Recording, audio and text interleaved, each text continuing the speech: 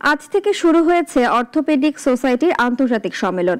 2 দিন ব্যাপী এই বৈজ্ঞানিক সম্মেলনে রাজধানীর একটি হোটেলে প্রথম দিনে অংশ নিয়েছেন দেশি বিদেশি চিকিৎসকরা।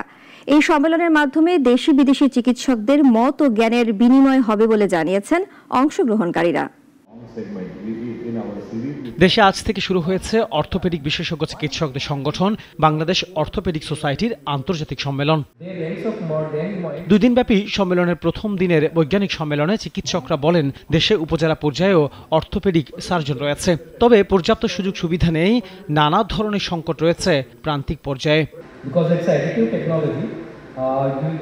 These are nano pores, they are not even micro pores.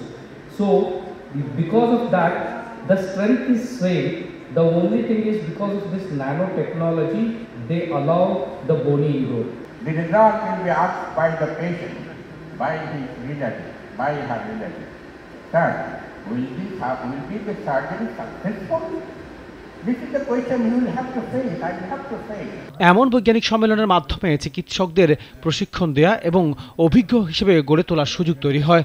দেশি বিদেশি চিকিৎসকদের মত ও জ্ঞানের বিনিময় হয় বলেও জানান তারা। বিভিন্ন দেশ থেকে যারা রিসোর্স পারসন যারা এগুলো নিয়ে গবেষণা করে হেলথ সেক্টর অর্থোপেডিক সাবজেক্ট নিয়ে, তারাই মূলত এখানে তাদের পেপার প্রেজেন্টেশন করছে। প্রায় 200-র অধিক পেপার এখানে প্রেজেন্টেশন হচ্ছে।